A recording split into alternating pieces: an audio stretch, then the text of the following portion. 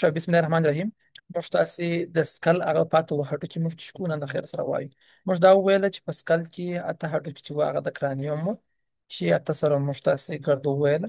بیا مو دا وویله چې څوارلس چې وو هغه د فیشل بونز وو چې دا څو کېږي 22 کېږي. 22 عموما په کتابونو کې راغلي چې دا د سکل هډوکي دي. خو دغه 22 ترڅنګ په سکل کې نور اسوسییټډ هډوکي هم شته، معنا کومکي هډوکي هم شته چې هغه تقریبا 9 هډوکي کېږي، چې شپږ د غوږو دي، یعنې درې د یوه غوږ، درې د بل غوږ، نن به د خیر ووایو. او یو هم هایوټ بون دی چې هغه په ستوني کې موقعیت لري. نو موږ کرانیم او فیشل بونز ویلي دي، هغه ویډیوګانې ټوله شته. اوس موږ تاسې د سکل اسوسییټډ هډوکي وایو، یعنې کومکي هډوکي موږ تاسې وایو چې شپږ د غوږو هډوکي راځي، یو هم د هایوټ هډوکي پکې راځي. ښه، دا هایوډ هډوکي دي. هایوډ هډوکي چې دي دا په ستوني کې موقعیت لري. دی د وجود د هغه هډوکو څخه دی چې د نورو سره وصل نه دی، دی آزاد په ستوني کې آزاد پروت دی. نه دا ځینې وخت داسې په ذهني پوښتنه کې هم دی سره وایي کوم هډوکي دي مثال چې د نورو هډوکو څخه جلا دی، یعنې د نورو هډوکو سره وصلېږي نه، هغه چې دي هغه هایوډ بون ستوني هډوکي دي. صحیح دی.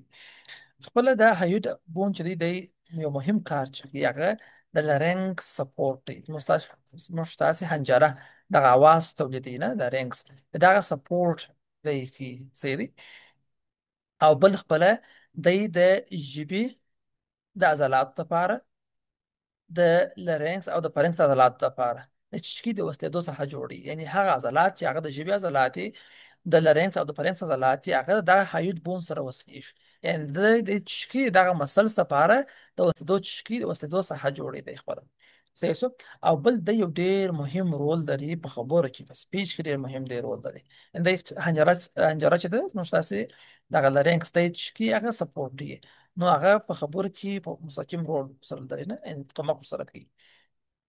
او بل خپل د غټ وزرونه چې دي خپل دغه یو باډي مینس کې لري، اوس وروسته بحث پر کوو وایي.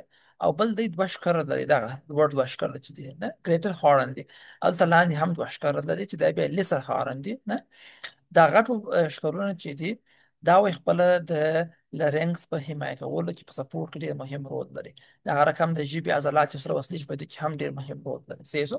او دغه د کوچني ښکرو سره یې بیا سټایلو هایډ لیګامنټ سره وصلېږي، اوس وروسته بحث کوو مخته راځي. نو نن موږ داسې وایو چې هایډ بون چې دا په ستوني کې موقعیت لري چې د نورو هډوکو سره نه وصلېږي، او د ژبې د پرنکس او د لارنکس حنجرې د دغو حمایه او سپورټ لري، په غاړه لري. صحیح دی. او همدارنګه د په خبرو کې چې لري مهم رول لري. ښه، اوس راځو موږ تاسو د هډوکي تشریح کوو. وایي پسې دی اول چیرې موقعیت لري، موقعیت چیرې لوکیشن چیرې دی؟ دی انډر منډیبولر، تر منډیبولا لاندې. نه تاسو چې په یاد هغه لوړه زام منډیبولا، دا لوړه زام ده موږ تاسو منډیبولا تر دې لاندې دغه وینې است دغه دا دی لاندې تر منډیبولا لاندې موقعیت لري. صحیح شو. او تایراید کارتلیج څخه بیا لوړ موقعیت لري. دغه زموږ تاسې تایراید کارتلیج موږ تاسو دلته موقعیت لري. تر دغه غضروف ته چیرې دی لوړ دی، او تر منډیبولا چیرې دی لاندې موقعیت لري. دواړه ترمنځ دی تایراید کارتلیج او د منډیبولا ترمنځ موقعیت لري. او د یو ایریګولر بون دی او غیر منظم هډوکی دی. صحیح شو. د کوم برخې لري دا هډوکی په ځان کې دی کوم برخې لري؟ یو دی یو باډي لري. صحیح دی. او د باډي تر څنګ بیا چې لري دوې جوړې کورنیو معنا ښکر، کورنیو په لاتین کې د ښکر ته ویل کېږي. دوې جوړې ښکرونه لري چې یوه جوړه چې د هغې لیسر دی، یوه جوړه یې ګریټر دی. دا هډوکي دي. صحیح دی. دغه منځ کې باډي ده تاسې وینئ. صحیح دی. دغه او دغه دا یوه جوړه چې ده د غټ ښکرونه دي ګریټر هارن دی. صحیح دی. او دغه لاندې یوه دانه او دغه بل یوه دانه چې دا به لیسر کورنیو دي یا کوچني ښکرونه چې جوړه یې وي. صحیح شو. دی داسې ډېر غټ هډوکي نه دي، نو داسې ډېر خاص ډېرې برخې نه لري. صحیح دی. ښه، اوس موږ تاسو دا وایو چې دی په عمومي ډول سره څه کار کوي. که څه هم موږ وروسته مخکې د باندې لږ بحث وکړي. دی موږ تاسو ویل چې د لارنګس حنجرې سپورټ په غاړه لري. صحیح شو. بل خپله د هغه د لارنګس د پرنګس او همدارنګه د ژبې د دغه برخو کوم عضلات چې دي هغه د سره څه پکېږي وصلېږي ورسره. دی د هغو دپاره یو د حمایې په ډول رول لري. بل د ارټیکولیشن د سره کم شان یو ځای کېږي. موږ تاسو چې په کوم وخت د فیشل او د کرانیم ارټیکولیشن چې موږ تاسو ویلي ورې موږ تاسو د نور هډوکو نوم نه اخیستله چې د هډوکي ورسره وصلېږي دلته موږ د هډوکي نوم نه اخلو ځکه د سره هډوکي نه وصلېږي د سره ځینې عضلات او لیګامنټونه ورسره وصلېږي مثال لکه سټایلو هایوید لیګامنټ دا ډېر مهم لیګامنټ دی موږ تاسې په ټمپورل بون کې دلته یو پروسس ویلی وو دغه دواړه خواته چې د غوږو خواته ټمپورل بون ته شومه په دې کې موږ تاسې یو پروسس ویلی وو سټایلوید پروسس داسې راوتلی و دواړو خواو ته دغه پروسس سره یو لیګامنټ موښلي چې هغه ته ویل کېږي سټایلو هایوید سټایلو معنا د سټایلوید پروسس سره وصلېږي او هایوید معنا د هایوید بون سره وصلېږي یعنې هغه لیګامنټ چې هغه د سټایلوید پروسس او د هایوید بون ترمنځ دلته موقعیت داسې په اوږده موقعیت لري یو دې خواته دی او بلې هم چې بې خواته دواړو خواته موقعیت لري صحیح شو چې هغه راځي دغه سټایلوي دغه د هایوید هډوکي د کوچني عضلو سره موښتي لیسر کورنیو سره موښتي صحیح شو د ټمپورل هډوکي د سټایلوید پروسس سره موښتي د لیګامنټ او د دغه هایوید هډوکي دغه ستوني د هډوکي بیا دغه د کوچني ښکرو سره یا لیسر کورنیو سره موښتي نو ټمپورل او د هایوید ترمنځ دغه لیګامنټ ته وایي سټایلو هایوید لیګامنټ دی دغه سره وصلېږي صحیح شو دی مستقیم د هډوکو سره نه وصلېږي مخکې مو هم وویل چې په دې کې کوم ریجن او پروسسونه شته په دې کې کوم مهم برخې شته مو وویل چې په دې کې اول باډي شته صحیح شو چې باډي هغه ساحه ده چې دې سره د لرنګس د حنجرې ټانګ د ژبې او پرنګس د ستوني دې عضلاتو سره وصلېږي بل مو ویل چې د یو جوړښت چې لري غټ ښکرونه ګریټر کورنیو لري غټ ښکرونه لري چې دا خپله د لرنګس او د ژبې عضلات حمایه کوي سپورټ یې ورسره وصلېږي صحیح دی په زورو سره د عضلاتو سره وصلېږي ورسره او بلې بیا کوچني ښکرونه وه لیسر کورنیو وه چې دې سره بیا لیګامنټ موښتي کوم لیګامنټ سټایلو هایوید لیګامنټ چې د ټمپورل د سټایلوید پروسس او د هایوید د دغه کوچني ښکرو ترمنځ موقعیت داسې په اوږدو موقعیت لري صحیح شو ښه دا لیګامنټ چې وایي دوی وایي به چې دواړو خواو ته موقعیت لري یعنې د دواړو خواو د ټمپورل سره داسې راوتلی راځړېږي یوې خوا ته هم راځړېږي دا بلې خوا ته هم داسې راځړېږي د هډوکي په منځ کې هسې پروت دی لکه هغه زانګو لکه داسې چې مثال د خبرې کوم وخت د کوچني زانګو ځړېږي نه د عین د هرکم په سکل باندې راځړېږي سکل چې دی سر کوپړه لوړه ده دی په ستونه کې دی نه په دواړو خواو کې ټمپورل کې دلته لیګامنټونه راځړېږي شابس چې ټمپورل د سټایلوید پروسس سره موښتي او د هایوید هډوکي بیا دا کوچني ښکرو سره موښتي په منځ کې داسې راځړېږي لکه هغه زانګو په رکم لکه د کوچني زانګو په رکم داسې راځړېږي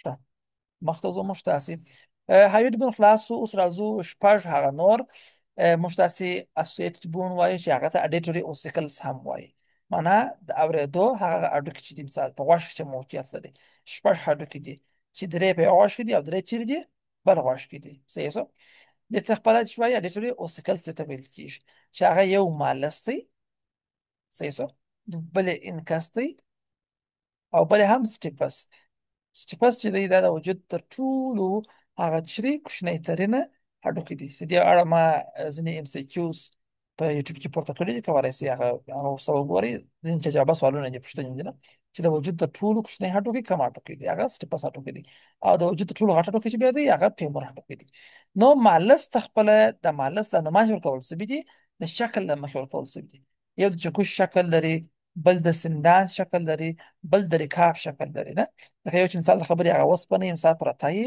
ټکول کېږي چې نه چکش باندې او بل هغه آله ده چې هغه دغه چکي د اوسپنه نیسي باندې او بل خپله چکش چې ټکوي یې باندې یو داسې چکش شکل لري بل داسې د پلاس یا د نیونکي آلې شکل لري او بل هغه ټکول کېږي دغه شکل لري صحیح شو یو مالس دی اول دغه چکش غوندې شکل چې لري دوام انکس دی چې هغه انویل غوندې شکل لري او شی چې اسپانیس یې مثال خبره نه بیا ټکوي وروسته او آخري دریم چې دی هغه سټیپس دی لکه ټکول کېږي چې یو شی نه داسې شکل دی لري دا هډوکي چیرې موقعیت لري دا هډوکي زموږ تاسې په میډل ایر کې په منځني غوږ کې موقعیت لري موږ تاسې یو ایکسټرنل ایر لرو دا خارجي غوږ موږ تاسې لرو بل دغه میډل ایر دی صحیح شو او بل دغه دننه خواته چې دی دا بیا انر دی انټرنل ایر داخلي غوږ دی نو هډوکي چې دي هغه دغه منځني غوږ کې موقعیت لري دغه د ټمپانیک ممبران یا ایر ډرام د غوږ د پردې څخه وروسته موقعیت لري دغه مالس چې دی د اول هډوکي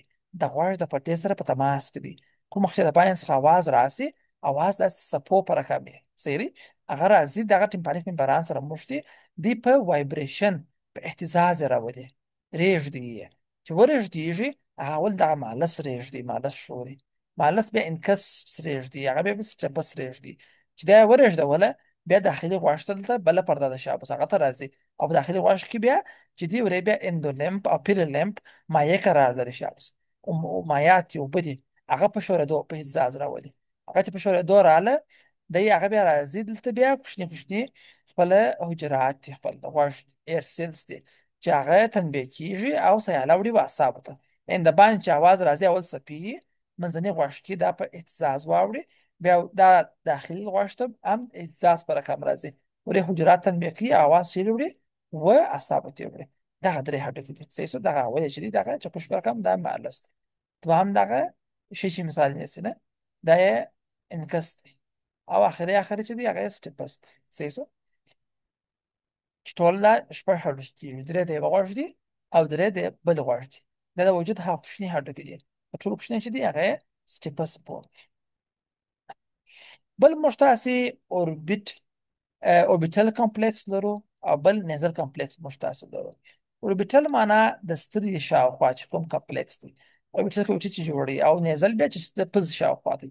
یعنی په سترګې شاوخوا موږ تاسو ګرده بون ویلي و، هم مو فرنټل بون ویل، هم مو کرانیل بون ویل، هغه ټول هډوکي چې سره یو ځای کیږي دغه د سترګې اوربیټل کیویټي چې جوړي، دغه ته اوربیټل کمپلیکس ویل کیږي صحیح شو.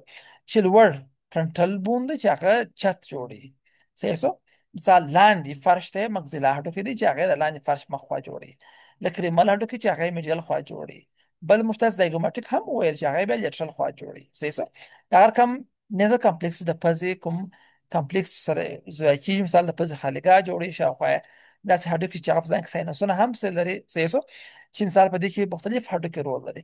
مهم هډوکي چې موږ تاسې پزه کې ویلي وو هغه نیزل بون وو، او بل مګزلري هډوکي وو صحیح شو، چې هغه چې کوي دا مستقیم ډول سره زموږ تاسې پازه جوړي. نیزل بون چې هغه برج د پزې هغه چت ور برج جوړوي، مګزلري چې بیا وو هغه دواړه اړخونه جوړول شاو صحیح شو.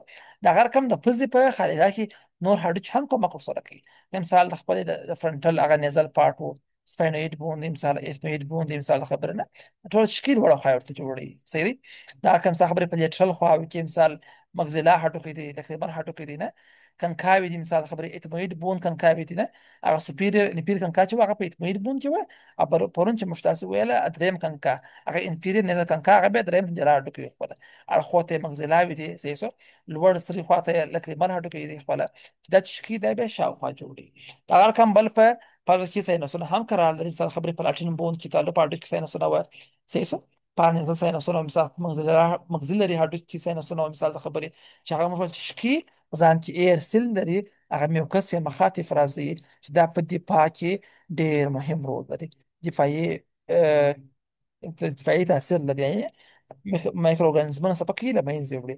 دا هر کم د دماغ او د اعصابو د هډوکو د سکل ټوله وزن دې په سپکولو کې کومک ورسره کوي، یعنې وزن ډېر بیا دروند نه تمامېږي، نه وزن سپک معلومېږي، لکه خالګاوې دي نه. او د هوا د اواز د موږ چې خبرې کوو دې په رزونانس کې ډېر مهم رول لري صحیح دی. او د هوا په انتقال کې هم یو څه رول لري. نو دا و اوربیټل کمپلیکس او نیزل کمپلیکس چې موږ تاسو ویلي، یعنی هغه هډوکي چې سره یو ځای کېږي دغه د اوربیټ کیویټي جوړي، دا ته اوربیټل کمپلیکس ویل کېږي، او هغه هډوکي چې سره یو ځای کېږي د پزې خالګاه جوړي هغه ته بیا نیزل کمپلیکس ویل کېږي. دا هډوکي موږ تاسو ټول ویلي دي، هم د کرانیم ده هم د فیشل ده. اوس ګور دغه د اوربیټ چې جوړي لوړ دغه ژړ ټول چې دا فرنټل هډوکي صحیح دی. دغه په لیټرل کې دا شین چې دی لیټرل خواته دا چې د زایګوماټیک هډوکي د باخوا هډوکي دي. دغه لاندې او میډیل خواته چې دی دا یې مګزلري بون دی صحیح شو. دا کوم څه خبره ته اتموید هم کوم باکور سره کوي، د لکریمل هم ستاسو خبره هم کاری ور سره کوي، شاته سپاینوید دی هم چې کی هم کاری ور سره کوي. دلته لاندې په بیس کې پرون چې موږ تاسو ویلي پلاټین بون هغه وړه برخه چې هغه هم چې کی هم کاری ور سره کوي. د په ګډه سره چې جوړي د اوربیټ cavity یا orbital complex دی جوړي. Thanks for watching, and follow us for more anatomical videos.